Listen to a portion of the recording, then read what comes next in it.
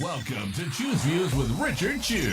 Get ready to dive into a world of insightful conversations and thought-provoking discussions. As progressives, our job is to have an all-inclusive, full-on assault with all of our players. A show that will focus on moving our political, social, economic, gender, and cultural conversation forward. And all of our players means all of our players. It's Choose Views. And now, here's your host, Richard Chew. Good Monday morning, progressives. Yes, it is Monday.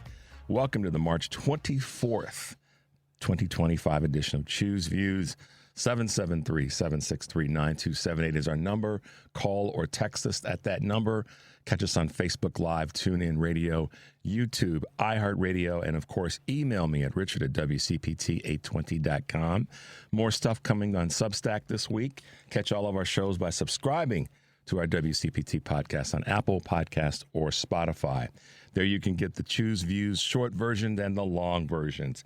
And most definitely, my wonderful colleagues, Joan Esposito, Live, Local, and Progressive, Driving It Home with Patty Vasquez, The Big Picture with Edwin Eisendrath, Out Chicago, and all of our other great shows and interviews. Check out our heartlandsignal.com digital platform because, why? There's lots of good stuff there. And it's Monday, guys. We're back. Weekend. Hope you guys had good weekends. I know that I did. Busy, busy, busy. Very, very busy doing lots of different stuff. It's going to be that time of where the ground is just getting a little bit soft enough. And I'm kind of goofy here, about yard work and outdoor stuff. But that's right around the corner. It's going to be a little chilly today, but the week's going to gradually pick up. So I don't have any safety measures for anybody today other than it is a little windy, as Devin and I were talking about in terms of our respective drives in this morning. It's a little windy out there, so be careful. Don't be on your phone crossing the street and have the wind blow and you get startled and your reflexes aren't fast enough and your phone goes flying. You guys think I make this stuff up. I don't make this stuff. Devin's laughing because he knows Richard doesn't make this stuff up. And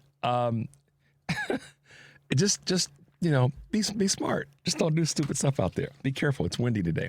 But the weather's going to be nice. Sun's going to come out this afternoon. So that's always good. And the rest of the week is looking pretty decent. It might rain this weekend or later in the week. So, but, there you go. Tomorrow should be pretty good and a little partly sunny and same on Wednesday. So we got to love it. Today is going to be, as always, a great busy Monday.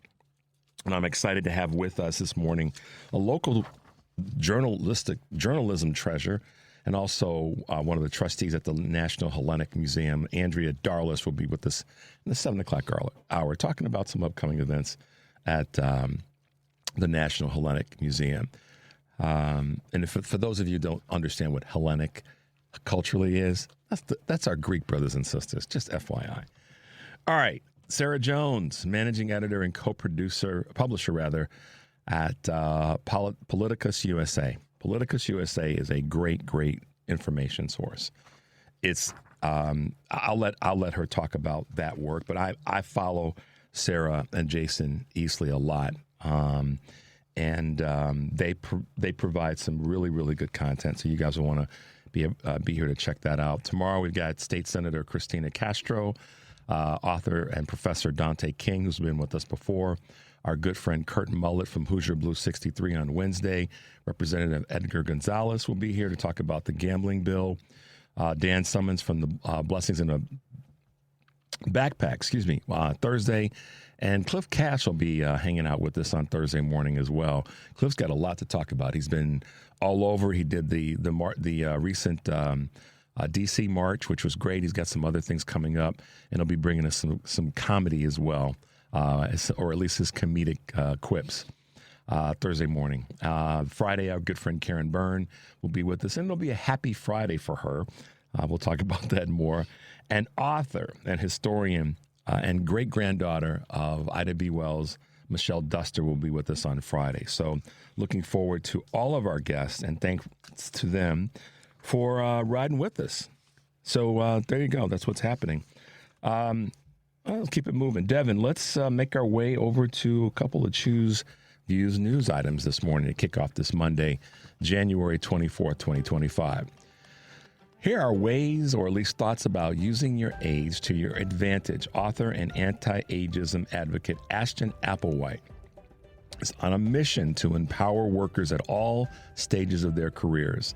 the creator of Old School, an online education hub aimed at identifying and countering age bias, has recently joined LinkedIn News to discuss how to make your life experience and work in your favor, whether you're looking for a promotion or a career change. So check out, it's a really cool, it's a cool site. And for those who are in the workplace and are navigating that chronological change, it's something to look at. You can reach out to me. I'll give you more information on it.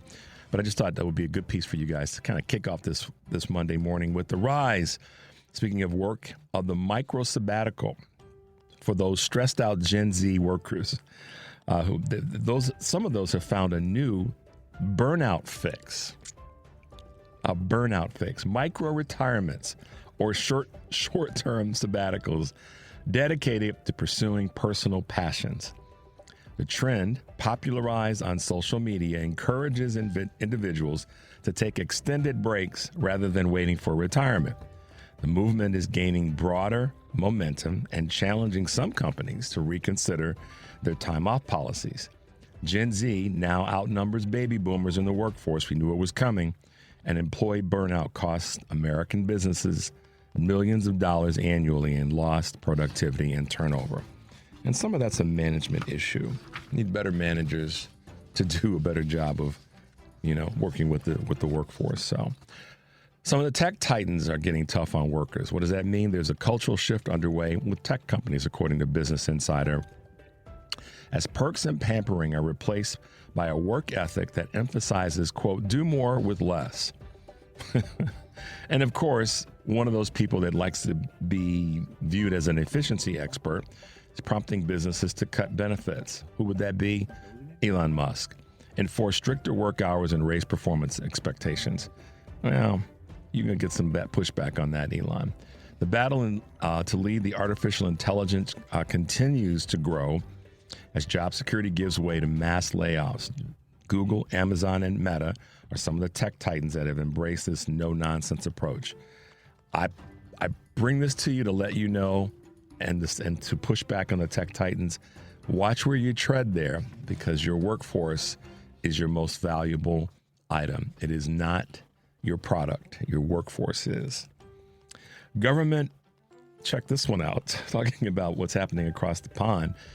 The government orders Heathrow fire inquiry. What does that mean? The devastating fire that shut down Britain's Heathrow Airport for nearly a day is now the focus of a government investigation into the country's energy resilience. While the airport says it's fully operational over this past weekend, it also warned of significant disruptions over coming days. The fire, which stranded about 200,000 passengers and canceled more than 1,300 flights last Friday, is raising questions about the airport's resilience as a single power source. And of course, what an aging infrastructure, which many of our airports, not just here in the U.S., but throughout the world, have. Michigan nuclear plant eyes restart. What's that mean? Michigan Palisades nuclear power plant. And this is a big deal. Was shut down in 2022, if you remember. Could become the first U.S. reactor to restart operations after being decommissioned. Set to restart this fall, the plant faces major repairs, especially to its aging steam generators, which are essential for safety. Holtec International, which owns Palisades, is seeking approval for the necessary improvements from the Nuclear Regulatory Commission. While the project has significant financial support, there are still concerns of safety in this particular project. And companies cut their design departments. That's one I didn't really like to hear, but I would report on it anyhow. Once corporate America's golden child, design departments have fallen out of favor. A recent analysis of Fortune 500 companies found 39% had slashed top design positions. So, how are companies dealing with this? How are they going to regain their luster? According to leaders in the space, designers need to speak the language of business. This means articulating their ROI, self-marketing to the C-suite, working cross-functionalities, integrating data, and even getting comfortable with spreadsheets. So there you go. Kind of a employment tilt this morning when it comes to Choose Views News, but we thought we'd bring you some things that would be important. Today, live, local, and progressive, Joan Esposito will be joined by Joe Garofoli, senior political writer at the San Francisco Chronicle, democracy expert Greta Betakovich of the Center for American Progress, and ACLU of Illinois Communications Director Ed Yonka.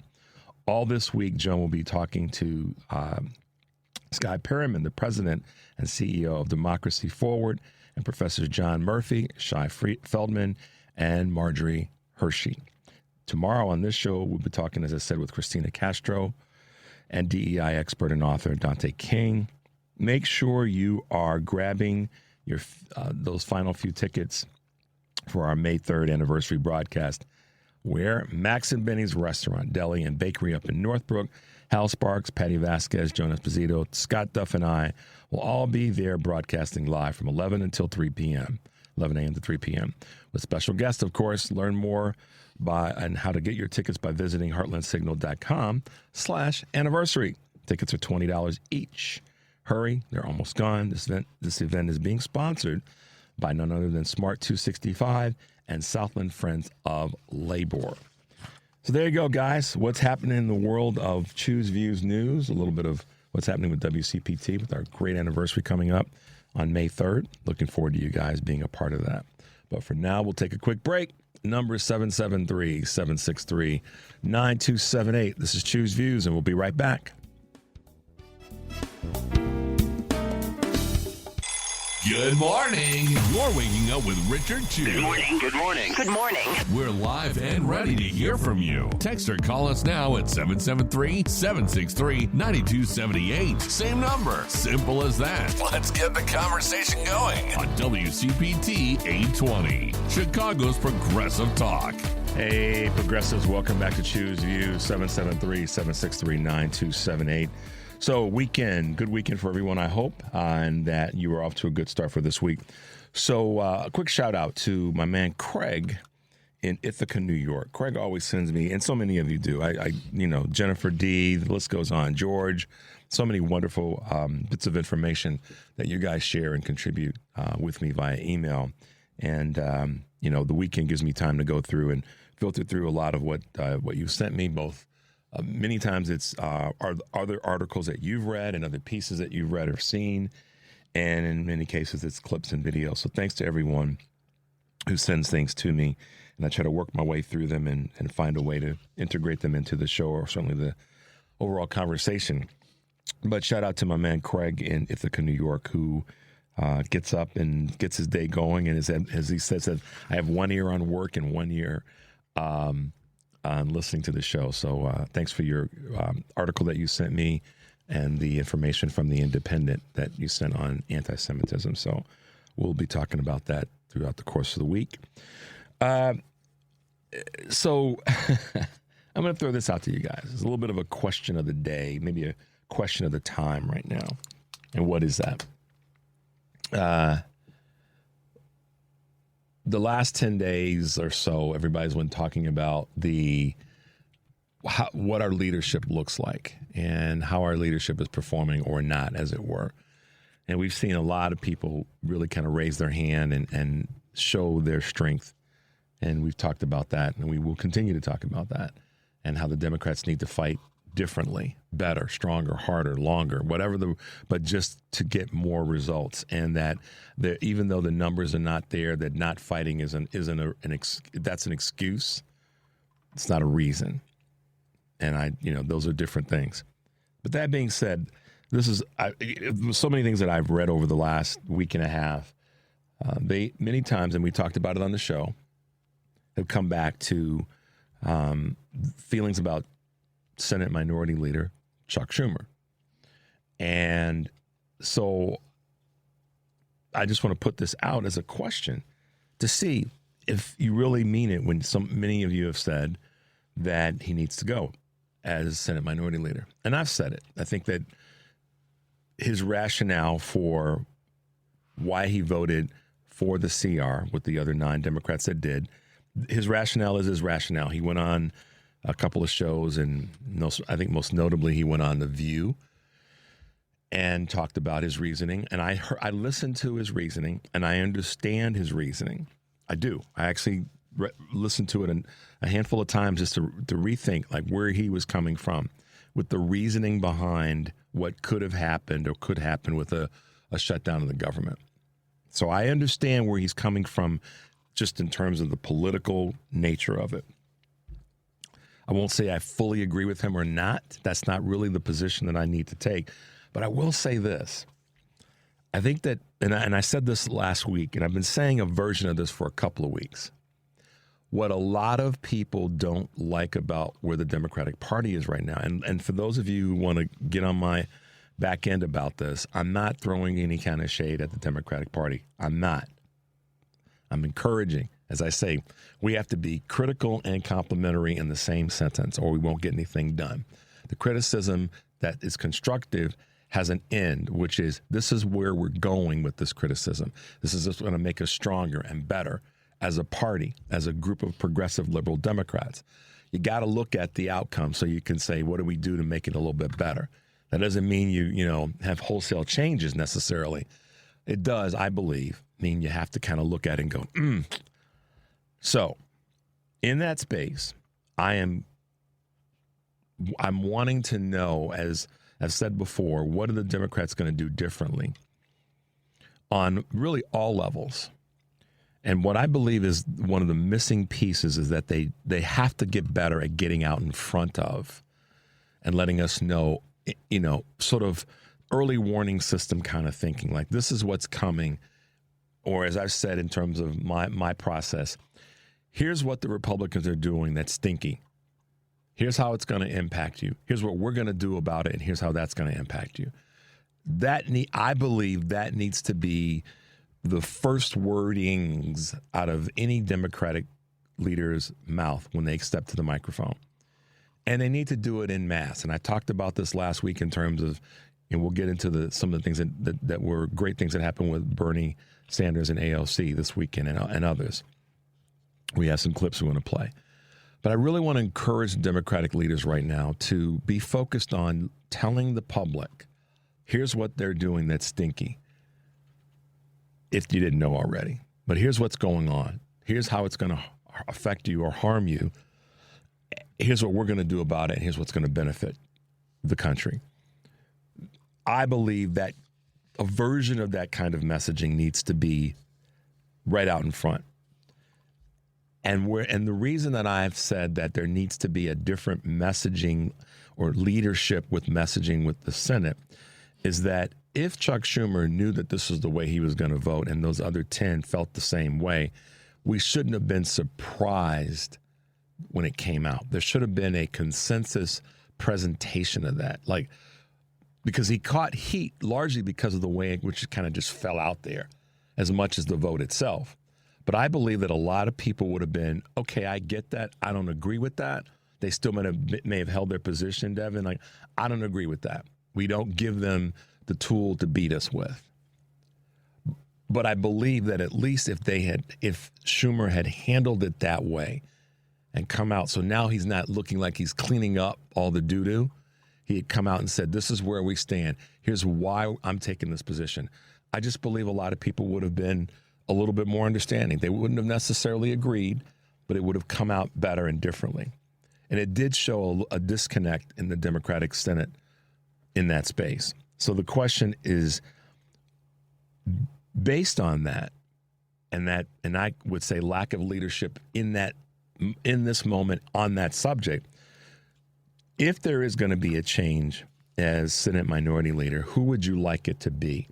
I saw a number and I followed a number of things this weekend in that space. And I felt like I want to ask you guys that question. I'd like to hear from you by phone or by email, by email and text. But text, of course, I'll be able to kind of read this morning.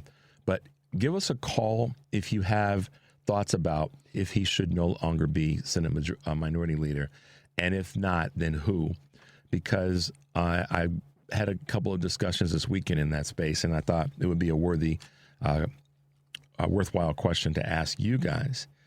If so, then who? Should it be? Could it be? So let me know what you guys think in that space. And we can talk about it. I'd really love to hear what you have to say. All right. Over at our HeartlandSignal.com website and our Heartland Signal on X, we, as always, have some great stuff for you guys to grab and share with people and, you know, be more plugged into some things that I think are going to, you know, make you smile in some cases and, you know, make you just want to throw something at the screen in terms of what these crazy Republicans are doing. But our own Lauren Underwood was pretty spot on an interview that she had in terms of putting pressure on congressional leaders and making sure that the Democrats speak out and that the Democrats are heard, and how also we can go about pulling some Republicans, because it's so close in terms of the House. This is why those races are important in New York and down in Florida. But Representative Lauren Underwood had something to say about how close we are and what we need to do to get certain things done. So Devin and I've got a clip put together that was from our Heartland Signal that you guys should make your way over and check out, but we'll play it for you now. So the situation in the House is this. We have 215 Democrats. We need 218 people, members of Congress, to support any bill for it to pass out of the House. That's why we're saying we just need 3. So if we can find 3 House Republicans that are willing to stand with us, we are able to literally block through legislation these actions that Donald Trump is taking to slash Social Security from America's seniors. We are able to protect the Department of Education and prevent this attack on our children that Donald Trump has unleashed yesterday. We are able to literally stand in that gap. And so what we're asking families across Illinois to do is to stand with us and to reach out to Republican representatives.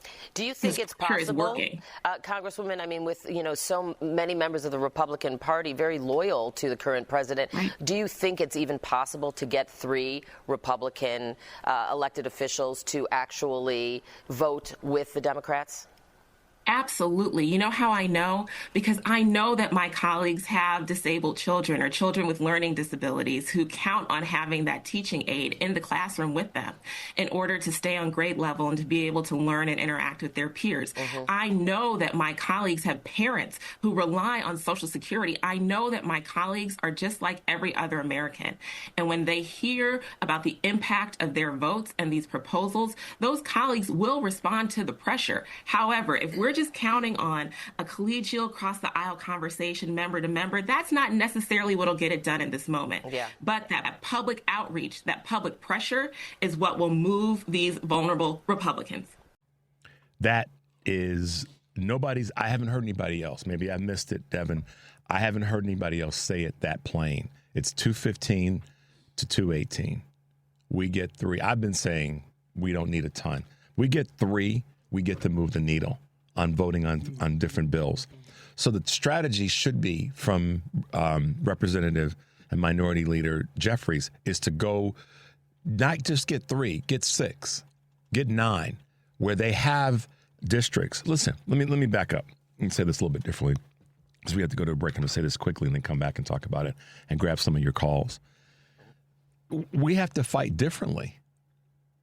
And the Democratic leadership has got to embrace that. They've got to fight differently. They've got to. How many times have I said over the last couple of months, frankly, we need to go into their backyard and grab some of their cookies and candy.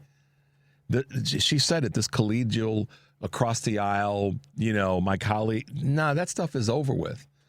The Democratic leadership should be encouraging their caucuses to go into the backyards of other representatives and senators and grab those constituents that need where we need to go and remind those constituents that you voted for something other than this, and we're here to deliver. Kind of like Eric Swalwell did this weekend. Great clip. I couldn't get it together fast enough, and maybe we'll have it for tomorrow. But you know, he's being a baller. And, you know, Representative Underwood, she has the same mindset. We flip a couple of districts on votes because of what their constituents want. We start to make some things happen. So let's take a quick break, guys. The number is 773-763-9278. This is Choose Views, and we'll be right back. It's Choose Views with Richard Chew on WCPT 820, where facts matter. All right, progressives, welcome back. 773-763-9278. Catch us on all the socials. You want to check us out when you can, if you can't listen live. Plus, one of the fastest places, best places to go is to the Heartland Signal website and my homepage and click on my nose or my ear, and then you can get stuff. I made Devin laugh. Yeah, I've said this so many times. I love it when I make Devin laugh because he is like Mr. Straight-Laced Humor over there. So anyhow. All right.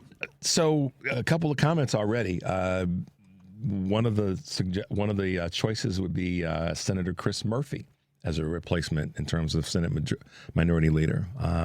Another comment regarding Chuck Schumer, and let me make this clear.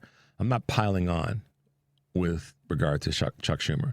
I'm asking a question because I know it's a concern that a lot of people have, millions of folks throughout the country have, and folks who listen to this show and other parts of our different broadcasts. I know it's a real concern. This is not piling on. This is about being effective, and sometimes we make the change so that we're more effective. We all have to do that. So that's why I wanted to ask the question. One of the statements I received, good morning, Richard. Even before the vote, Schumer was not an effective speaker. He would just drone on and on with his speech. Boring. I don't think that's too far off. A lot of people were feeling that way. Has he been effective as a leader? That's the question that we have to ask and then come up with an answer for it. But there you go. We'll get to a couple clips in a moment about Dems going into other districts and doing the work. We've been talking about it. I said I darn near begged U.S. Representative Nikki Brzezinski week before last, please, please, please let your colleagues know on our side of the aisle that it's time for us to go and rattle the cages of the Republicans who are afraid to go to town halls in their districts, and we're going to talk about that in a second. But let's grab a couple of quick calls, Devin. Let's go to Troy in Kenosha. Good morning, Troy, and welcome to Choose Views. Hello, how you doing, Mr. Richard? I'm good. What's going on? Say, Mr. Richard, did Elon Musk and Donald Trump got rid of a lot of those vets? I can't quite hear you. You're a little muffled there. Okay, did he fire? And he got rid of a lot of those vets and stuff were working. Troy, I'm having a tough time hearing you, man. Let's try this again. All right, let's go to Earl in Hyde Park. Can't hear him well. Earl, good morning. Welcome to Choose Views. Thank you for taking my call. Good morning, Richard. You know I don't have any respect for you or Devin, so I mean, that's get it out of your system this morning. We know you probably had a terrible night's sleep last night, so you got to blame somebody else and then go after me and Devin. Yeah, you guys are no doggone good, man. If I had my way, I'd have you out on the roof doing the program out in the cold, man. That's the kind of guy I am. Yeah, that's what I heard. What's going on, Earl? Well, okay, yeah. What I'm going to say is, first of all, who would want to run to be the leader of the Senate, and that would also help formulate who the choices should be, because you got to want the job in order to do a good job. Another thing would be is I do like Chris Murphy. I think out of his positions, he states it in such a way that I think it would appeal to more white folks. We do need the white vote. Black folks can't elect the president. So we do need a combination of white, black, and Latino. I'm not leaving the Asians out. I want a more inclusive. I'm just including everybody, So we need to bring a coalition together to defeat the Republican Party. And I think the biggest problem that we have is we don't have enough guns. I think the Republican Party with Donald Trump just sucks all the air out of the airways. I mean, he just walks on stage and he gets like 2 hours of coverage of him just walking on the stage because he's so flamboyant. And that's all free press. Yeah, I heard something. Something was said to me last week that The reason that I've said this for weeks now, since the election certainly, is that the Dems right now have to start the work of fighting. They can't wait until a year before the midterms, which would be this coming October, November. That's the fight had to start the day after the election. And some of the Democratic elected officials already knew that.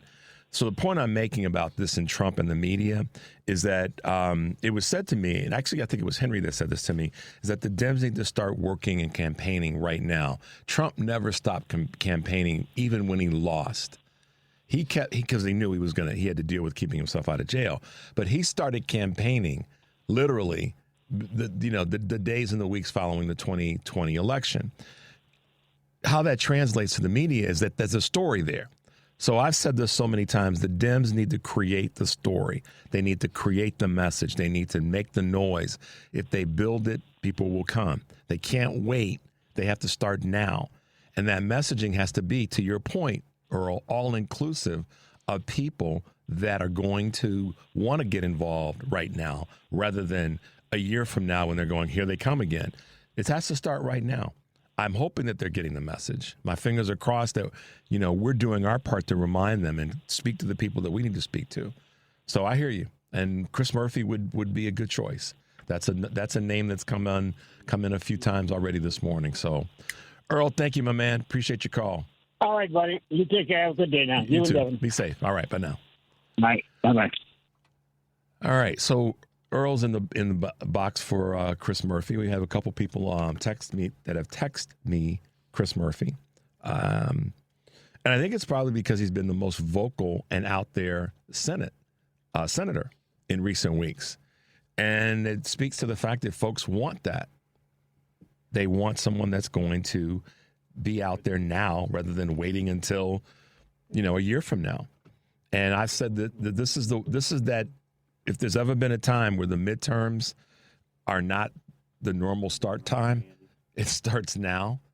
And it's not just the midterms, it's these other elections. And this is why the New York seat is so important, as are the two in Florida, 1 and 6. In New York, it's 23 in terms of districts. That's why these are so important. Going back to what Representative Lauren Underwood said, those are 3 seats that if we were to, by the grace of whomever, to win those seats, do you guys realize what that will do to where we are in the country right now? That's why I don't want to hear someone say, well, those are tough districts. We aren't going to win down there. You don't know that. There's people who are going, and again, I come back to 2 elements. There's 2 parts to this. Our elected officials have got to go into these districts. They have to keep doing that. That election and those April 1st elections are right around the corner. And maybe the start was a little bit late. Maybe it wasn't. I can't tell you that. But what I can tell you is this. If we were to pick off one of those seats, that's a game changer. We pick off 2 or 3, that's a nation changer. Because then we control the House. And if we control the House at this time, the Senate's got to be ready to deal with carrying their buckets of water the right way. And that's why I say that the leadership change would not be a bad thing. But let's stay on the House. If we don't win all 3 of those seats, but we get 1, look at how much closer we are. And to Representative Lauren Underwood's statement, getting some Republicans in districts where there's concerns that are deeper than in other more red districts, maybe some of those purple districts, to then vote in the direction that we need them to vote for the preservation of the country becomes a hell of a lot easier. So don't say that it's a tough district. We know that it's a tough district, but that's what the fight is all about. At least it should be. So I'm with what Earl is saying in terms of we want to be more inclusive. That's always the conversation that comes from us. And at this particular moment, we have to have leaders who are going to recognize that and be willing to do what we've been talking about, which is to go into red districts and make some noise. That's just there's no alternative to that. There's no other way around that. Let's see if we can grab another call or two before we go to this break. Let's go to let's go to Dave here in Illinois. Dave, good morning. Welcome to Choose Views. Dave, are you there? Hello? I can barely hear you. A little bit of echo in the background. Okay, hold on. We're gonna put you on hold while you figure it out, and we'll come back to you. Let's go to Andy in Rockford. Good morning, Andy. Welcome to the show. Morning, Mr. Chu. I was reading an article that was from the Washington Post because I wanted to do a little exploration. In 2021, Donald Trump spent $519 million of taxpayer money fighting and lying about his loss. That was taxpayer money. How many billions of dollars did the media spend on airtime airing his big lie on top of the $519 million the taxpayer footed for his big lie? And Kamala spent nothing, not a dime, nothing. She spent not a dime of taxpayer money disputing this last election. But I'm sitting here driving up and down, coming from Joliet every morning to Bedford Park on the Stevenson. I stand with Malcolm Nance in a big, big way. We've got to bring the attention to the fight. I can drive to Stevenson this time of morning, making a trip from Joliet to Bedford Park, and everything is just absolutely fine, unless there's a car on the shoulder with a flat tire, unless there's a law enforcement officer with somebody pulled over, and big time if there's any kind of fender bender, and then everybody stops and wants to see the blood. We did not have Selma because we stayed quiet like a bunch of hummingbirds. We did not have Kent State, and they're both atrocities, I admit. But nobody noticed. Nobody would have noticed the end of Vietnam War had it not been for Fort Dead in Ohio. And it's just, it's got to be more than talk. All we do is talk. Andy, you know, it's interesting. You use the analogy of, people watch it. Well, people will watch an accident, or they see the tragedy. And we got to hit this break, Andy. And thank you for your observation. But yeah, we have to make the noise. We have to make the noise with an outcome in mind, an outcome that we're going to get delivered. We're going to deliver on. And I hear what you're saying in that space. People will slow down, unfortunately, for the accident or the pulled over car or the other awful tragedies that happen. The civil rights movement did not take any. It shouldn't say it didn't. The civil rights movement became a national issue when cameras showed the northern cities and the western cities how folks in the South were being treated. It was at that point that when the media started to cover that readily, and you saw grandmothers and grandbabies getting water hosed for just trying to live their lives, that candidly the northern whites, Northeast, Central, Midwest, and the Western whites said, that's not the country that we are supposed to be living in. So, Andy, you make a great point there, and I thank you. Be careful driving today and be safe on the road. Thanks for your support and contribution, Andy. Thank you. All right, we're going to go to a quick break, guys. 773-763-9278. This is Choose Views, and we'll be right back. It's Choose Views with Richard Chu on WCPT 820, Chicago's Progressive Talk. Hey, Progressives, welcome back to Choose Views.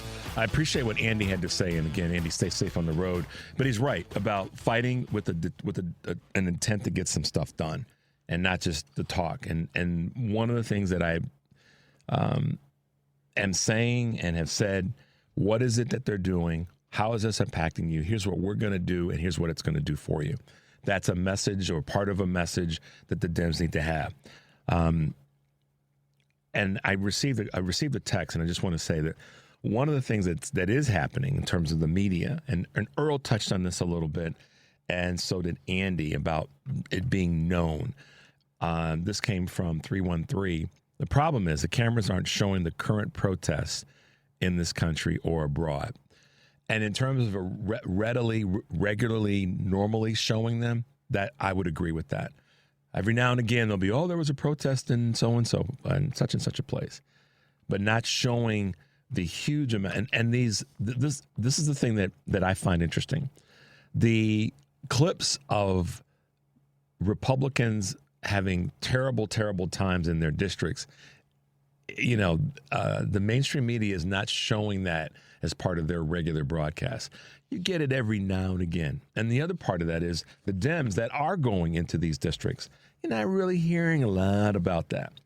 MSN is doing their part, but CNN and certainly Fox and the regular, to be honest with you, some of the evening shows, some of the regular non-cable broadcasts are not showing it. So ABC, NBC, and CBS are not really talking about these protests and not really talking about the big outings. And we're going to get to a clip in a second before we get to the top of the hour because we have our guests at 7 and 7:30. But I do want you guys to hear this one clip that Devin and I put together. But let's grab a couple of quick calls first. Let's go to Dave here in Illinois. Dave, hopefully we can hear you a little bit better this time. David, are you there? It's Pete. I don't know what's going on, David. We're having a tough time hearing you. Maybe you send me a text of what you're thinking because we've got to move on a little bit today. So thank you, David. I apologize for that. We can't really hear you this morning. So try texting me at 773-763-9278, and I'll read your text as best I can on the air. Let's go to Pam on the west side. Hey, Pam, good morning, and welcome to Choose Views.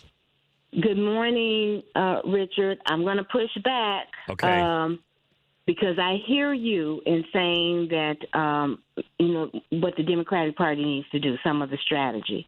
Richard, I just ask a basic question.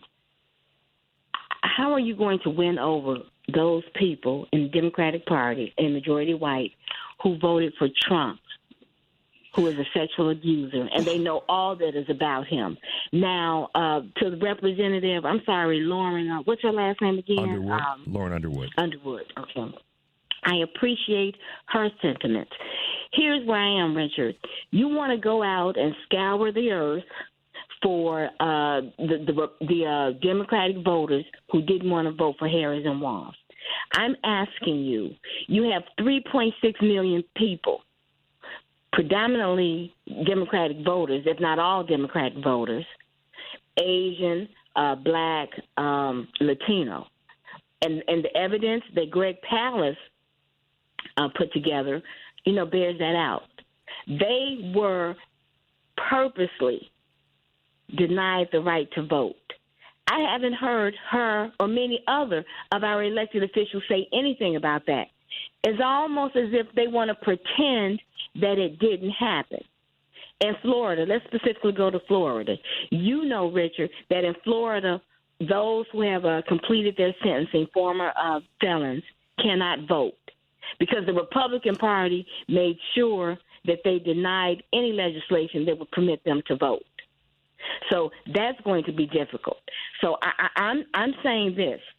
I'm worried about the people who were purged from the rolls and will continue to be, because nothing is being said by Democratic leadership. Nothing is being done by the research and the evidence that Greg Palast has. So Harris tried to reach out to the Republican Party. I didn't agree with that, but she made that valiant effort.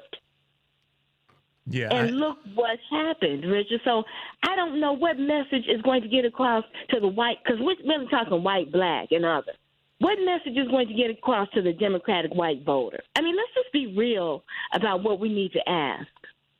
So there's, because I don't know. There's three things I want to quickly unpack. Take the time to unpack.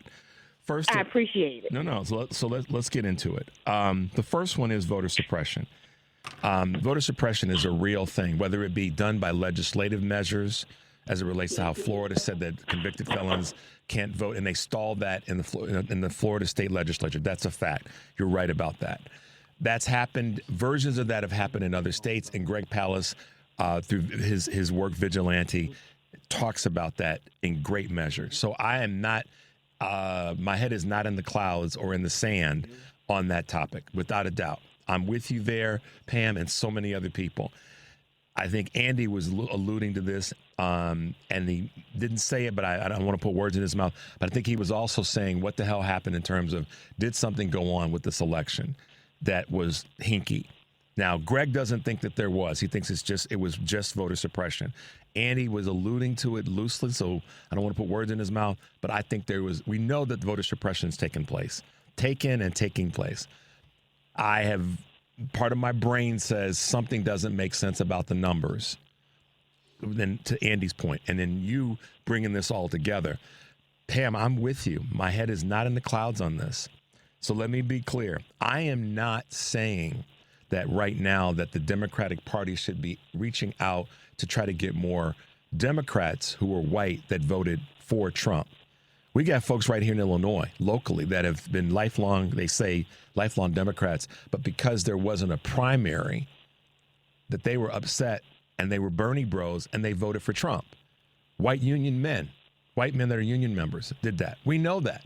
We've got representatives that have stated that that's about a part of their constituency that did that. So I don't know how to fix that, because that's something inside of that person that says, if it's not a white male, even though I'm a Democrat, I'm not voting for that person. I don't know how to fix that. That's their own ism that they've got to deal with in their own way because they voted to hurt themselves. So I don't know how to fix that, but I do know to talk about it. And I do know to call it out. When I hear someone that's white, male or female, that says something along the lines, Pam, that, well, she just didn't quite talk to me the right amount of times and the right way, and I just couldn't quite understand what she was saying, and I just didn't, I felt like she wasn't talking to the white middle class, the vaunted white middle class suburban voter.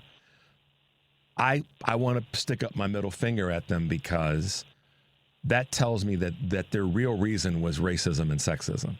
And when I hear that, believe me, Pam, as a black man in America, that's code for I can't vote for the black woman or a woman. I have to vote for the white guy, because that's how I've been trained and that's how I've been raised. So I'm not plugged into that, Pam. But I'm also not saying that we need to go after those voters. When I talk about going after voters, I'm talking about the 69 million that didn't vote at all, irrespective of their community. And that's why I want the Democratic message to change and to show fight, because a lot of what I've read and the material that I've received, Pam, from credible people have said, I didn't vote because I don't feel like the Democrats are fighting hard enough, irrespective of gender, culture, community. That's a statement that's out there.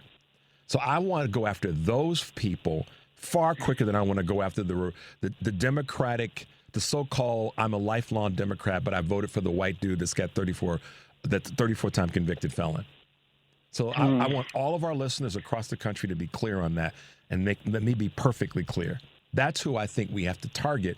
And I think it makes sense for our elected officials currently to go into those districts and get those people who haven't voted and those that did, Pam, to make the decision that they've got to make a change. Well, all I'm asking, Richard, is that they protect and they speak out on the base of voters that came out and tried to put you all in office. Now, as for your statement, those who kind of stood on the fence, didn't vote, and they said they wanted the Democratic Party to fight harder. I need to know this, Richard. I need to know first and foremost that is the truth. That is why you didn't vote Democratic. That's the first thing. Then the second thing, what does that look like? Mm-hmm. Give me some tangible things you need to hear the Democratic Party say and do. Right. Because if it wasn't enough for them to say that, to warn you about your Social Security, your all of your other safety nets would be, taken from you, then, I'm not sure. If it wasn't enough just to say we can't have this iteration of the Republican Party. Listen, Pam, I have to be, when I talk about my 84-inch arm wingspan, all of that has to be included in this conversation. But at the end of the day, it should have been and let me be clear to everybody coming from my mouth, it should have been enough for this country, and you got me riled up, Pam, it should have been enough for this country to say, I can't vote for that. I don't need something to vote for. A lot of times it's, I need something to vote for. Well, maybe vote for safety and protection and not that. And that was that's the orange menace. Get up off the couch and vote against. Yes, this time you can vote against something. You can vote against that tragedy. And not enough people had in them to do that. And many of those who did vote, and I'm calling out my Caucasian, African-American, Asian, whatever community at large for not having the courage and the guts and release your racism and sexism to vote against what Donald Trump represents. So let me be clear, Richard, because I don't want people to come on after me and making. So I'm asking if the outreach is to the voters who didn't vote, all of them across the board, no matter race, then what do they want to hear? What do they want to see from the Democratic Party? Pam, get their vote. Pam, hold your thought. We have to hit this break, and when we come back, we'll take your call right out of the break. Hold on, Pam. We'll be right back. 773-763-9278. We'll be right back. Welcome to Choose Views with Richard Chew. Get ready to dive into a world of insightful conversations and thought-provoking discussions. As progressives, our job is to have an all-inclusive, full-on assault with all of our players. A show that will focus on moving our political, social, economic, gender, and cultural conversation forward. And all of our players means all of our players. It's Choose Views. And now, here's your host, Richard Chew.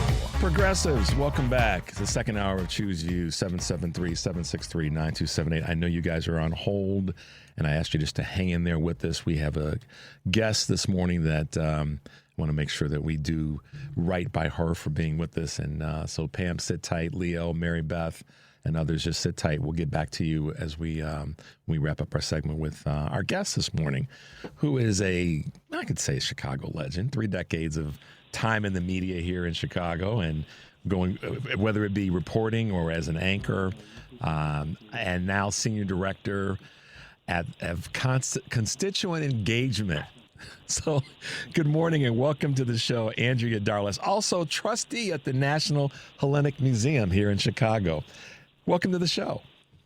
Richard, thank you so much. It is such a pleasure to be with you. I'm such a fan, and I'm thrilled to be on your show this morning. Thank you. So I have to ask you this question. Well, let me back up. I'm not going to ask this question. I threw out a little bit of fun earlier this morning when I announced that you were going to be on the show with us. And I said, for those of you who don't know what Hellenic means, I said, that's for our Greek brothers and sisters that are, of Greek origin. So So I had to have a little fun with that. So, I love it. Andrea, thanks for being with us this morning. You've been doing this for a minute, so you know your way around a microphone, you know your way around a camera. But right now, you've got this really great project that you're working on as trustee with the National Hellenic Museum, and that's the trial of Themistocles. You know what? And I'm telling you, you've said the name perfectly, Richard. So we have this mock trial going on. So let me back up, and I'll give your guests real quick the 101 of Hellenism. So Hellas means Greece. It's in Greek. Hellas means Greeks. So that's why it's the National Hellenic Museum. So every time you see the word Hellenic, that has to do with Greek history, Greece itself. We are putting on behalf of the National Hellenic Museum, which, by the way, is located right in Chicago, right in the heart of Greektown at Halsted and Van Buren. It's a gorgeous building. Yeah. We welcome everybody to come take a look at our awesome museum. And we are putting on a mock trial, and we do this every year. It's one of our biggest fundraisers, and we have students from UIC. We have students from all over. We have lawyers.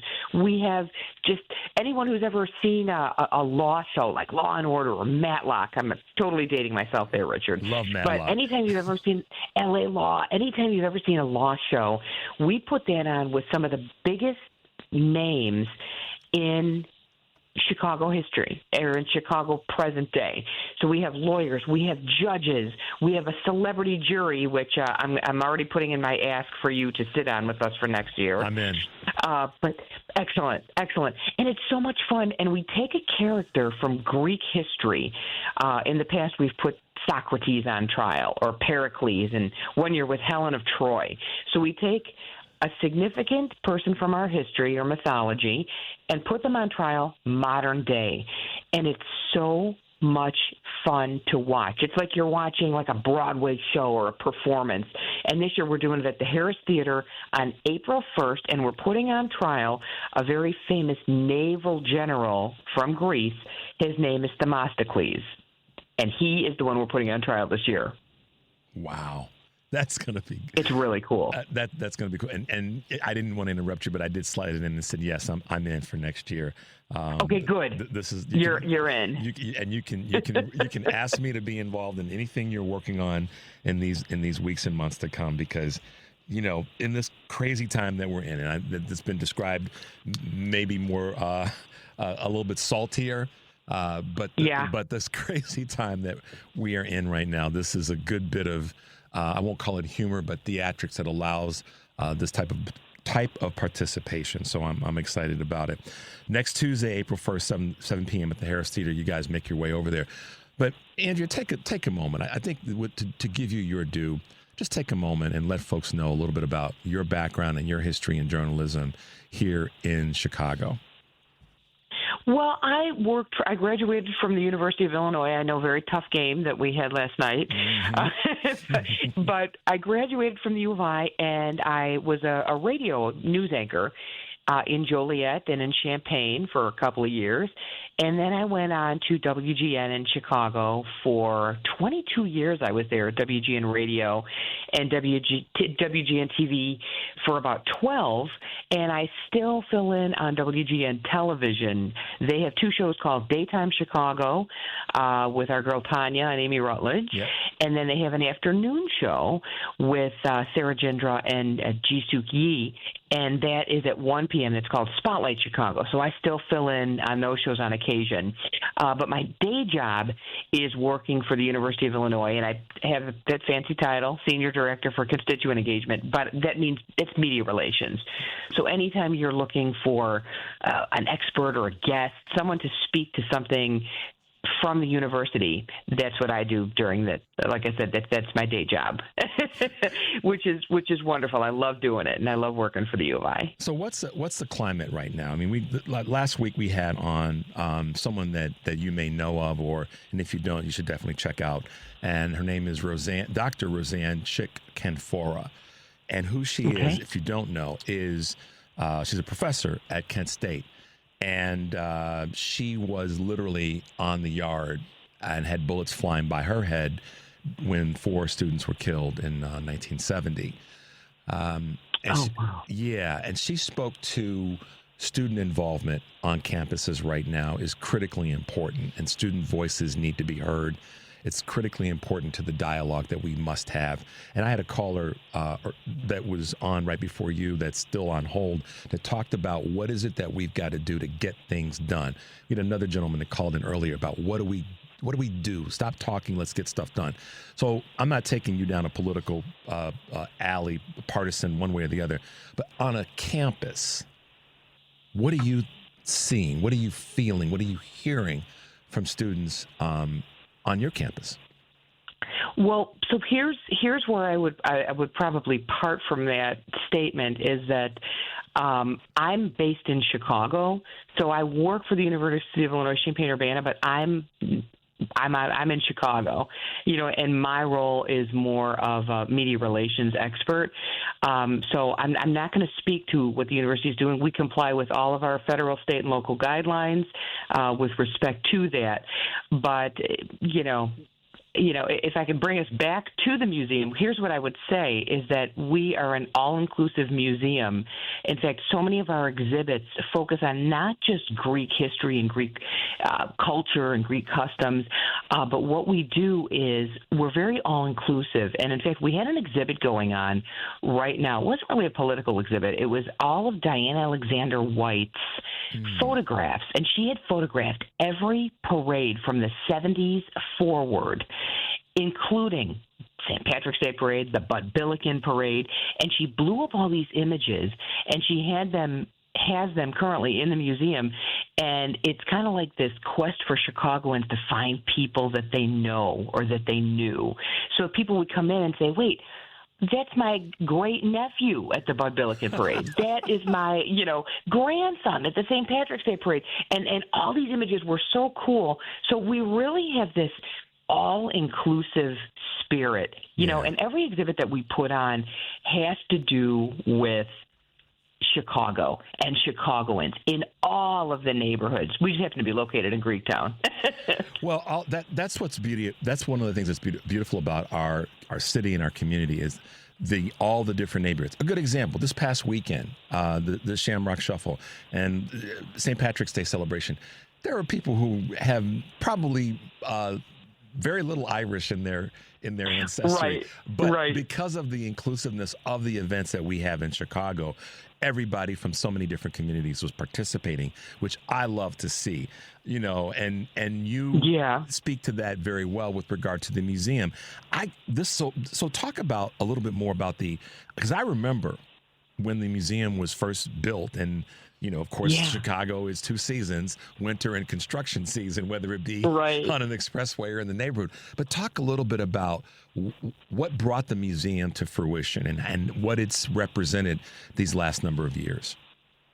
So that's a great question. So as I said, the museum is it's an anchor of our historic Greektown neighborhood. And the mission initially is to share Greek history and art and culture and our Greek American story in a relevant and engaging ways. But how we do this is we produce these thought-provoking exhibitions and events and programs that connect people against all generations and all cultures.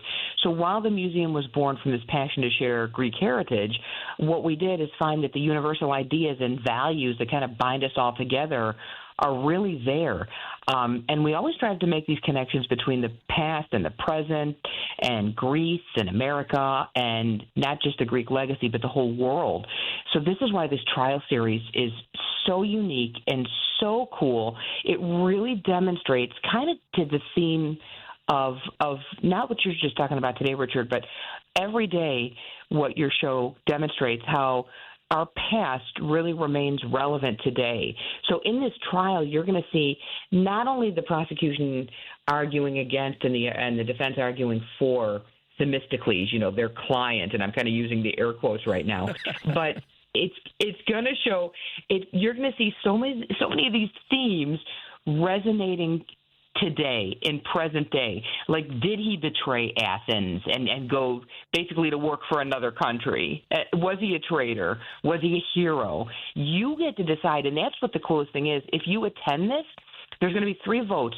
The judges, the jury on stage, the celebrity jury, which you're going to be a part of next year, and the audience. So everybody gets to weigh in, and there's 3 different votes, and the audience votes is the official vote of whether Themistocles is guilty or innocent. And I'm so excited. Our presiding judge this year, by the way, is Justice Joy Cunningham from the Illinois Supreme Court. Right. Okay, so I'm going to make a statement and then come back and ask you a question. Yeah.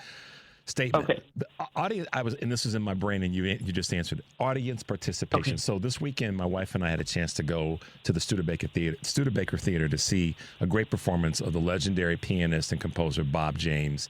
And for those of you who don't know who Bob James, if you want a touch point, he's the guy that wrote the theme to the TV show Taxi. Okay. And then saxophonist Dave Koz. So during the show, they kind of took a little bit of a change of what might be the norm of concerts, live concerts, and they stopped performing and started asking the audience questions live about whatever was on their mind musically or whatever else. And it was just really great and fascinating and inclusive to this great concert that we got to see. in this wonderful theater. And so that's what I was going to ask you. Is there going to be, I guess you just answered it, audience participation, and why is that important to the process in this trial? You know, I love the question. And first of all, the short answer is absolutely. There is immense audience participation in this particular event that we have, the mock trial series. And I think it's so important because, like you just said, Richard, you go to a performance, you go to a show, and it's cool to watch. I mean, I love going to see theater downtown and at our beautiful theaters all throughout the city of Chicago and the burbs, too. Yep. But there's something that's really cool about being involved with the process. So not only are you an observer, but you become a participant. And that's why I think it's really important for every member of the audience, once they check in, they get a little token, a blue for guilty, a white for not guilty. So they put the colors of Greece, blue and white. Right. So that's the significance of that. So at the very end, so that the justice and the rest of the bench, they will take a 15-minute intermission. It's just a nonstop performance for about an hour and a half, and then we take a little bit of a break, and then we come back, and the justices will give their verdict. The celebrity jury, they each get to stand and say guilty or not guilty and why they voted that way. And then the audience, we collect all the chips, and we have this big reveal with a kind of a life-size scale of justice. And as we pour the chips out, you can kind of hear the gasps from the audience. But I think it not only keeps people interested, but it really goes back to that initial vote in Athens, Greece, saying, you know what, I get a say in our democracy. I get a say. Yeah. And I think that's so important, especially, to your point earlier about right now with voting. Every vote does count, especially in a case like this when you have a smaller auditorium and you have, 300 to 500 people casting, that every single vote counts. We've had trials where the scales are just about balanced, and that really shows that it did come down to that last one or two chips. Yep, it does. And that's the profoundness of that statement. Our audience needs to hear, and people need to hear across the country. Every vote matters, and every vote counts. So, couple of things. One, I'm going to do my darndest to be there next Tuesday, April 1st, 7 p.m. at the Harris Theater. I'll say it again for those who are listening. Tuesday, April 1st, 7 p.m. at the Harris Theater here in Chicago. If you can make your way there, it will probably be a great time for you for that particular evening. Andrea, Greek history is more than just about mythology. And the right. Classic word is Greek mythology. Greek history is important to the world. And take a couple of minutes and explain in your personal experience, but also your life experience, why that's so important to our society, Greek history. It really is, because we are a nation of immigrants, and one of our coolest exhibits is on the third floor of our building, which, by the way, please come check it out. All your listeners, come on in, look. You'll be blown away. It's a beautiful museum. But on our third floor, we have the immigrant experience. Like, my grandparents came over from Greece, and it's kind of what all of our ancestors and forefathers experienced as they were coming over from different countries. So it shows the immigrant experience, and some of, most, if not all, came to the United States with the clothes on their back and maybe a couple of dollars in their pocket, and had to create this life for themselves and for their families. So all of our exhibits show that. And again, so all-inclusive, just showing how democracy started in Greece and voting and everything, the Olympics, so something can always be tied back to Greece and Greek history. So I always say there's a little Greek in all of us. There's a little bit of Greek history in everybody, no matter how you came over. So, but it's just a beautiful space and a great exhibit. And we have student deals and obviously student field trips. People come with their ladies groups to come take tours. And we want to offer all of your listeners, Richard, 25% off on tickets. If you go to nationalhellenicmuseum.org, there's a code that you can enter. It's just trial 2025. I'm going to leave a pair of tickets for you because I really want you to come and check this out. Okay. But please come by the museum, give us a call, come to our website. If you want to come to this trial, you're going to come see it. Trust me. Yeah. Ask for me. We'll get you in. Ask for one of our board members or our executive directors, and we're going to let you in because we really want you to see this. The educational programs that the museum offers. There's book clubs. We have an event in the springtime, and it's called Cuisina, and it's all the Greek restaurants from all across the Chicago area bring different foods in to sample. So there's really something for everyone. It's just a really fun, inclusive experience for all. Yeah, I don't even know where to go. There's so many things that just like landed in my brain when you said that, because the importance of all of our communities and cultures it gets forgotten. And let's just be honest. And until we all make the effort of zeroing in on the importance of the diversity and in our communities, we lose something of value from a humanitarian standpoint. So I appreciate that and definitely look forward to having you back, because you just said you got stuff going on this spring and other things that are happening. So I'll ask you this as a couple of closing questions. What else do you have going on? What else is happening right now? What are you working on? I know that the trial is a big piece right now, and I know your involvement with the museum is huge, but what are some of the other things that are on your dartboard right now? So what we have, in addition to the exhibits that I told you about, please come check out this photograph exhibit by Diane Alexander White. It's so cool. She's incredible. And it's also kind of cool to go back and see some of these black and white photos from the 70s, and you see like the old Marshall Fields bags, people are holding at all these different parades. But that's a really fun exhibit we have going on. And we have one more called, it's basically your oral history. And you can go in and just kind of, you would love this. You just go in and you basically talk into a very small little recording studio and tell the history of how where your family came from, wherever it was, or however you came to the United States. Because like I said, we are a nation of immigrants. So as you do this recording and you kind of talk about your history and your background, the museum will save that for future generations. They're going to put it on a little audio card, and they save that for everyone. It's just people can come in and just listen to different histories, but it's basically an archive. So we're trying to create this big archive for present day and for future generations. So that's really neat too. And there's always something exciting going on. We do so much for students, and different schools across the whole city come and bring their kids there for field trips. It's a really beautiful space. And again, right at Halstead and Van Buren. So you're right by UIC. We have a great partnership with UIC and their classics department and their law school, and they come in and they give lectures and talks. So it's very educational and really a lot of fun. We'd love to have you and any of your listeners anytime. Absolutely. Well, it's been great having you on the show this morning, and I'm excited. I will be there next Tuesday for sure. And we can search each other out and chat about how great the performance is. How can folks find you or find you professionally to get involved, volunteer at the museum, or whatever else you might have as an assignment for them?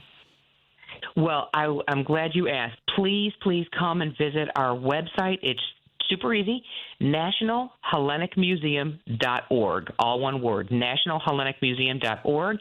All the information is right there about our programs. If you want to attend the trial, there's a little link right on the first page that says the Trial of Themistocles. Just click on that. Again, if you want to enter the trial code for 25% off, Trial 2025, but get a hold of us if you really want to go. We'll make sure you're there. And check out all of our different programs. And Richard, I just want to thank you so much for having me on. It's been a joy and a pleasure. And as I said, I'm such a fan of you and your show. Thank you so much, Andrea. We do this it's a team effort. I take pride in what we get to do here. And for someone that's a legend like you here in Chicago, we also appreciate you being with us. And thank you. We'll have you back. You're going to have you back. So get yourself ready. You'll be back on again, and we'll be talking about the stuff that you're working on. How about that?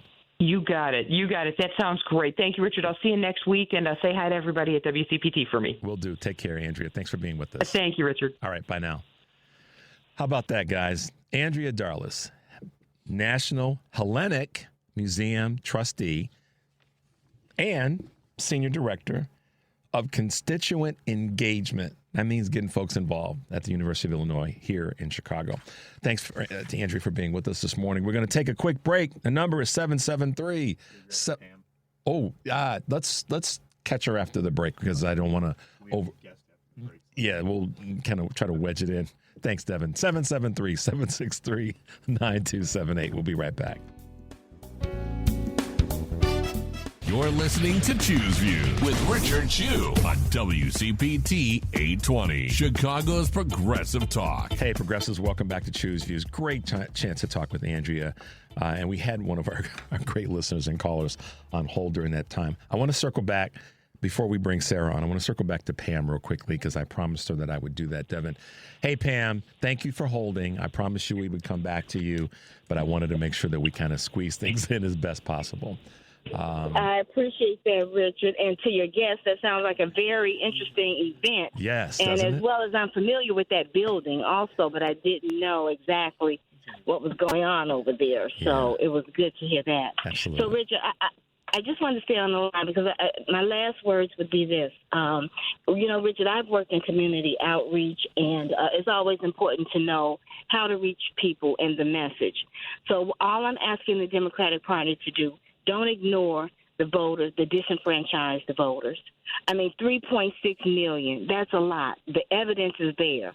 I'm looking for one elected official who will just publicly state that these voters were purged and off the rolls and suppressed, and that we must do something about that.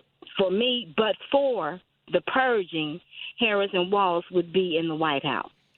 If we did if we did the math on that and say we divided it by 7 or even 6, depending on how you look at the swing states, the math would say that if that equivalent number were purged in each of those states, then that puts that way over the Harris-Walz ticket. So I can do it mathematically and say, that's what is it, roughly 200,000 or 200,000 plus votes per state, or even actually a little bit more than that.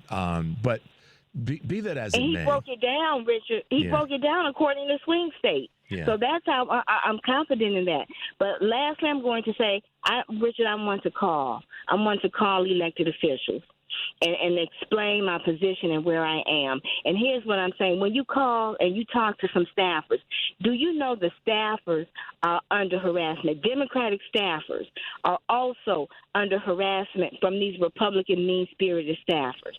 Do we realize that our young people we send to work in the White House or just in Congress, they're being harassed. So I'm just asking the Democratic Party, call it what it is. And you have to find a way to reach out to both. But you need to know the truth. Why did you vote Republican? Why did you vote for Trump? It wasn't the cost of eggs. It wasn't because of the Democratic position on Gaza, because Trump is still bombing Gaza. Eggs and are it wasn't $8, the border. $10. And it wasn't the border. Every single. Go back. Listen, guys. Let me do this, and then Pam, I'll let you go because we have to get our guest on. I understand. Every single item. Go back and watch some of the clips of Vice President Harris during the campaign when she became the candidate. Every single thing, just like Hillary Clinton said as well, they both laundry listed what would happen, and they both were right. So I'm tired of, and this is where Pam is right on, I'm tired of people not addressing the fact that this was not about the price of eggs. It wasn't about the southern border. It wasn't about what's happening in the Middle East. It wasn't about Ukraine. It was about culture and gender. And someone proved me wrong. And to the Democratic leaders, let's talk about that as a part of the message going forward so that we can be successful in the future elections. Pam, thanks for your passion, and I appreciate you for being with us and for sitting and holding. So thanks, Pam. We'll talk soon. Thanks. All right. Bye now.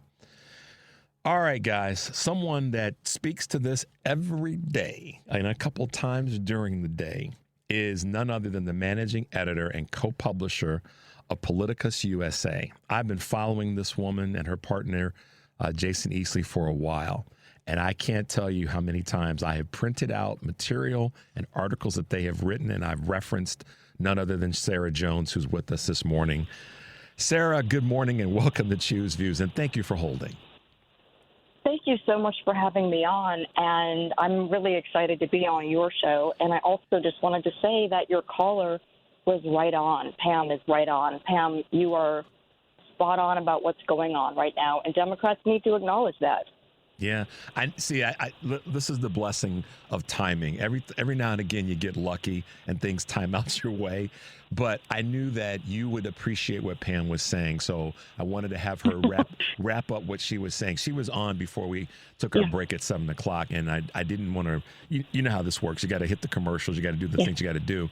And I thought maybe it'll be right to have her on or finish her thoughts right before Sarah comes on. Because Lord knows where you stand on this stuff, and your writings have just.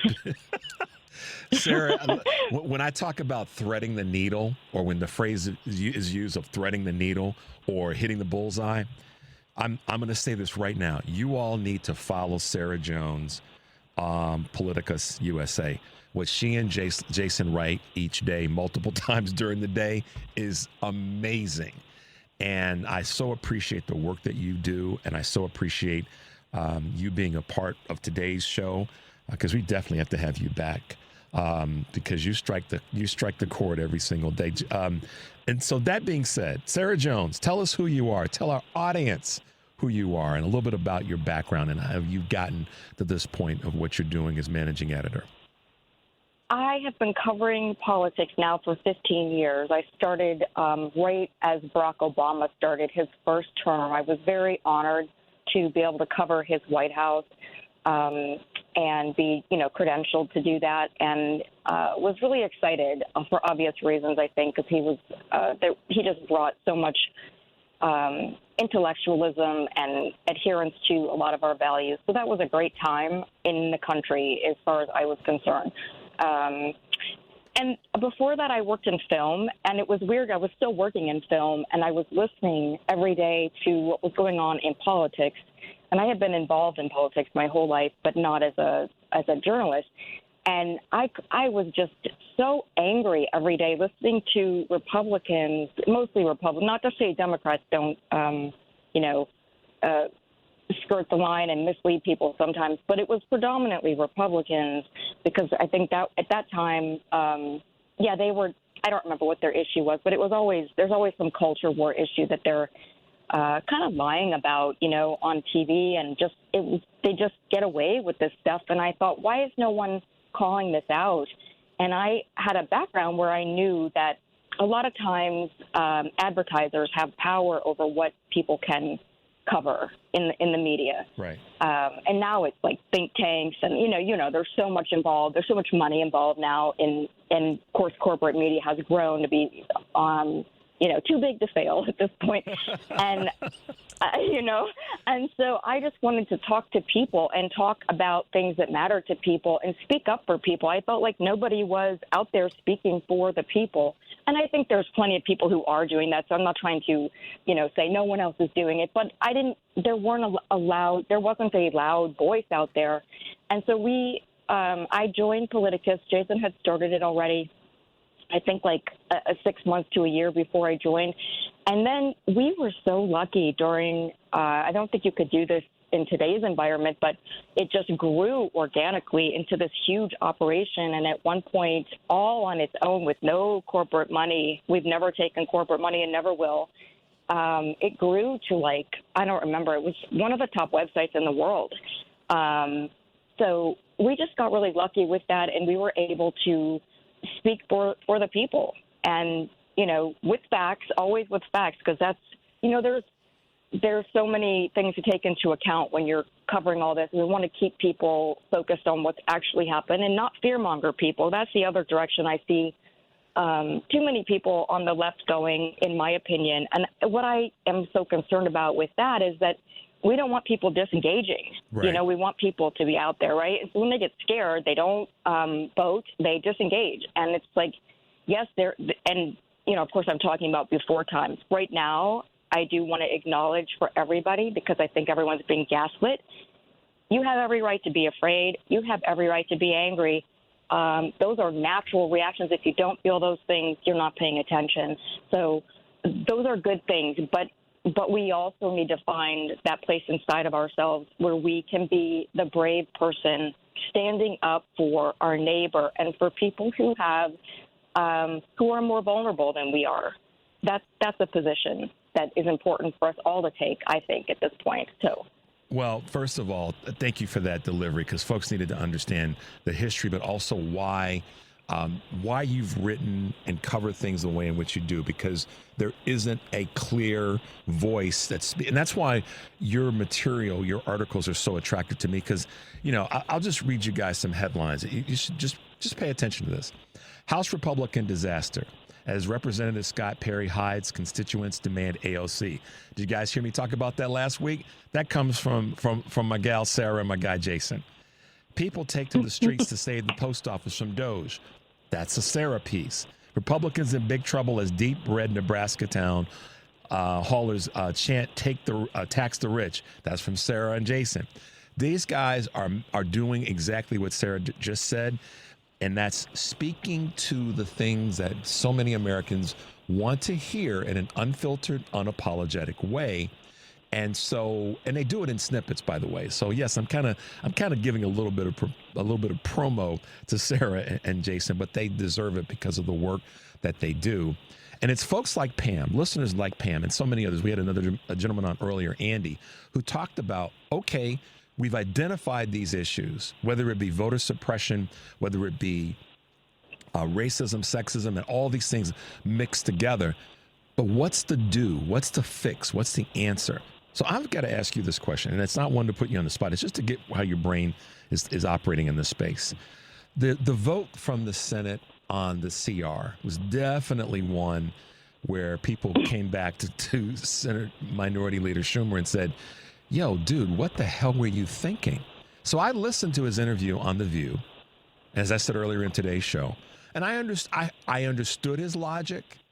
I didn't fully agree with it, but I felt like the miss from Senator Schumer was, if that's where you were going to be, then you should have told us in advance, rather than letting it kind of fall out of the mouths of a few Democrats. And now you look like you're cleaning up the feces. And that is, I think, where a lot of people are right now, is that Dems, stop doing that. I'm a big supporter. You know that. But stop doing that kind of stuff. Stop letting people think, oh, they're not really organized right now. Are you seeing that, hearing that, or am I crazy? No, I'm so glad you said that, because every day I ask myself, am I crazy? I personally, and I want to be honest with people. I feel like journalism for so long, and what we see in the Beltway is so much removal of the journalist from the impact of the policies. And that's because most journalists are kind of elite, privileged white men. And so I've been trying to walk that line for a while. And I decided with this new with this person coming back into office, I feel like people are being gaslit so much. I want to say that absolutely people should be angry. And Democrats and Chuck Schumer specifically, what he did, in my opinion, was wrong. It was cowardly. And where this is coming from, right? This isn't coming out of the blue. We saw this over and over again. We saw this when the Democratic Party turned their back on Joe Biden, for example, because the consultancy class and because certain people at the New York Times and others were writing these conspiracy pieces about him. They turned their back on their own base. Their base had chosen him, right? To me, I was like, what is happening right now? Why are you letting the consultancy class and the donor class, and a lot of that came from the tech industry because they didn't want the regulations that Joe Biden was putting into place. So you see all this power coming together, and they are driving the Democratic Party right now, unfortunately. Yeah. And I hate to say that because it's nothing like what's happening with the Republican Party in terms of corruption, So I hate to criticize Democrats when they're sort of like the best option out there right now. On the other hand, they're not getting the message. And I think Chuck Schumer showed everyone that was his chance to have some leverage against what looks like to a lot of Americans, and I cannot say that it's not true, the theft from the government by Doge. Elon Musk getting people's private data, getting their health records, getting their medical health records. This is outrageous. It's unacceptable. It's un-American.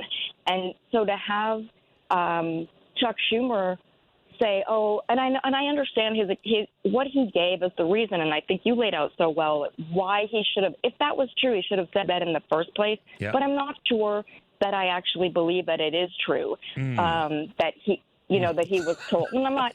Right? No, Sarah, listen, this is why I love your work, because, I'm fighting myself not to catch up. But yes, exactly. Like, well, then if that were the case, then, dude, you should have come out from the jump and said.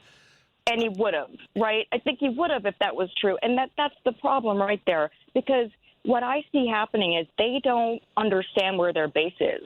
Yep. And they are all, let's remember, and for anyone that isn't aware, these people are all privileged. They are not being impacted the way you and I are and the way your audience is. And so for them, this is about beltway politics. How can I get reelected? How can I get a good, write-up by Politico? It is not about how can I be responsive to my constituents. And that is supposed to be the job. And that is the part where this all has gone off the rails, in my opinion, that this, all the influence of money in politics is really what has distanced all of those people from their constituents. And we see that at these town halls where Republicans are getting booed and yelled at, and now they're too afraid to even show up to hear from their constituents. And again, I know your audience knows this, but it blows my mind every day. That is your job. Last week was the week to be in your district. You're supposed to hear from the people in your district. That is what we pay you for. Yep. And what do? They're hiding. That's why I said, they Sarah, no, that's why I said, and I've been saying for a number of weeks now, the Dems need to roll into some all Republican districts, and they need to go and steal their candy and cookies, because it's fertile ground. And I'll be doggone if this is where I get frustrated with Schumer and Jeffries. And I've said this on the show a number of times. Y'all should be thinking strategically like that. Oh, the Republicans don't want to show up in their own districts? Let's send 5 of ours to their districts and go let the folks know in those districts. We got you. They messed up. They're stinky. Here's what we're going to do to make it better. And they won't. And it's just like, Sarah, you and I both get passionate about this, and I see it in your writings. But doggone it, if they did that and made it clear, we're coming for your stuff and we're going to your districts, people would go, oh, they're doing exactly what we as Republican voters want. And that's for you to show up as Democrats, because we'll vote for y'all, because some of your ideas do make more sense. And that's the frustration. And I know people hear it in my voice. I know they've heard it in your voice this morning and see it in your writings. And it's not that we don't like Democrats. For people out there, they're going, oh, there we go again. They're throwing. No, we're not. We're trying to get their attention so they do better. Yeah. You can be critical and complimentary at the same time. Yeah, and that is part of our job as journalists. That's part of the job, even as constituents. Is if you can't criticize these people, then they're not going to be responsive to you. And I actually think, and I've been thinking about this so much, that is one place where the left. The left used to be, I would almost say, overly critical, like they were of Obamacare, so that they don't give political cover to the people they elect, so they can pass more progressive policies. That's, got to give them political cover, got to have their back. And part of that cover is showing up for these protests. Part of that cover is making these phone calls every day to your representative to tell them what you want. So part of speaking up and criticizing them is giving them political cover to enact your will, Bingo. What you want to see from them. And I will say, what you were talking about, constituents are organizing these kind of counter town halls for Republicans when they're not showing up. There's one coming up in South Carolina in Nancy Mace's district, I know, of all right? things. Ooh, right? I'd love to be there. Wouldn't you love to be there? Oh my gosh. Yeah, I would love to be there. And and I lived in Georgia, and I'll just say for a second, when I heard your caller talking about, and you mentioned it, one of the fights that I have had since I started writing with Democratic strategists, some of them, is they will tell me, during the Obama years and afterwards, they would tell me the criticism isn't racism. And I said, you know what? Not all criticism is racism, but racism is propelling and driving a lot of the base on the Republican side, deliberately being stoked by the elites. That is an age-old tactic. It's been around since there was power. They have found a way to divide us by whatever they can find. You know, now they're doing trans. They'll find their issue, and then they'll use that to drive a wedge between us, because that is how they distract us from,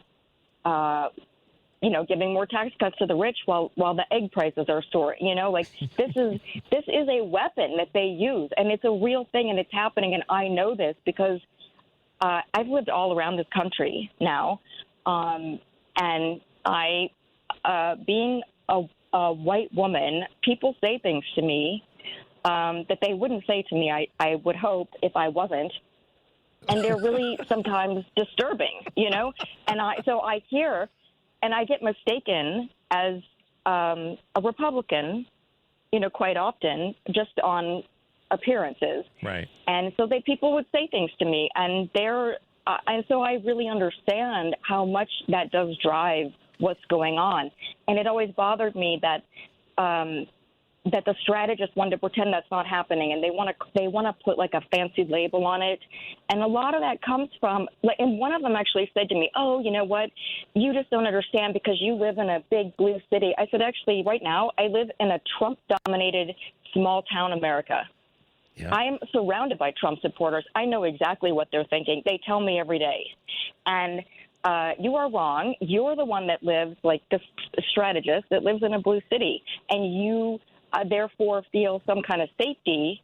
You're in your like academic elite tower, kind of making strategy for the Democratic Party based on that experience, and you're not understanding what people are experiencing all around this country, and people who, people of color, people of vulnerable status in any category that you pick are experiencing by these Trump supporters. And I'm not denigrating all Trump supporters, but there is an ugly aspect to this movement, and we've seen it over and over again. It's violent and it's ugly, and just to have Democrats. It's not something. Sorry, I didn't mean to cut you off. And it's not going to move us forward as much as people want to think, right? Because it's all about regressive. Not even politics. It's about a regressive society. It's about, and I talked about this all the time. But it's about taking us back to a time when straight white quote Christian men with some nationalistic beliefs run everything. And, if we don't say that out loud, we'll never get to fixing it. It's about having women barefoot and pregnant, to be literal. It's about having post-enslavement, Jim Crow, and after World War II isms throughout the country. It just is. And that's where I think sometimes we have to cut through the filter. And listen, Vice President Harris did her best in that space. But I think a lot of what you said earlier about the technocrat and the what did you call them? The data elite and the consultants. Thank you. The consultant elite. Yeah. They keep getting it wrong because what they're putting into their mix to come up with a cake are the wrong ingredients. They're putting the wrong. I mean, correct me if I'm wrong or your observation. They're putting the wrong stuff in to come up with the analysis to get to a point where they can actually consult in this current climate. No? Absolutely. And because they're coming from a place of privilege. Like, again, that is not where most Americans are coming from. And the Democratic Party is supposed to be the party. And they did plenty of policies. They have been great on policy for working people. And I want to be very clear about that. I think, Nancy Pelosi ushered through really incredible policy. So did Joe Biden, former President Joe Biden. They've been great on policy, but then there becomes this disconnect with how they respond and what they fight for in terms of these other issues. And that's where I agree with you 100%. And you know what I wanted to share with you, because you kind of touched on this, and it's something that I see happening that I'm kind of excited about, actually. So maybe a good thing to pop in there before you have to. one of the things you talked about, that all these regressive policies, and for years they've been fighting for all of this, right? The Republican Party. But this is the first time in my lifetime people are actually seeing the result of those policies. And it happened when they overturned Roe, and now it's happening with the Department of Education, and it's happening with USAID. It's happening with all these things that they are destroying, and Social Security, Medicaid. And people, it's so easy to fight against a policy and a right when it's already established. Mm-hmm. When you start to take those things away, all of those arguments, the reasons why they weren't good arguments become very clear. People are experiencing them firsthand. So now Republicans are going to have to start facing the results of those bad policies, yes, and the results of the things that they said they believed in, or that they thought they were advocates for, how destructive they are to the person that's right next to you. It could be your spouse, it could be grandma, grandpa, niece, nephew, and the list goes on. Right there, immediately connected to you, not some far off person 3 states away, but right there. And that to me is the fertile ground that the Democratic Party, the Democratic leadership, they have to do what Governor Pritzker's doing, I believe, here in Illinois. He's taken the fight on. He is leaned in hard to say, no, not on my watch, and here's what we're going to do about it. And I would hope, I'm praying that the leadership on the national level takes a little bit of sauce from Governor Pritzker in that space. Sarah, you can hear the music, which means I have to shut up and you and I have to wrap up. But you are going to be back because I love your work, yours and Jason's. It's phenomenal. Oh, thank you so much. And I really appreciate you taking the time to be with us. Sarah Jones, y'all, managing director and co-publisher of Politicus USA, the daily Politicus USA. Check her out. We'll have you back, Sarah. Have a great day. We appreciate you being with us. Thank you so much, Richard. Talk to you soon. Bye-bye. Bye-bye. There it is, guys. Wrapping it up. But what a great, great segment with Sarah. She's phenomenal. Follow her work. Reach out to me if you need more information on that. Thanks for being with us this morning. As always, Progressives, take a deep breath and make your life count. We'll see you tomorrow.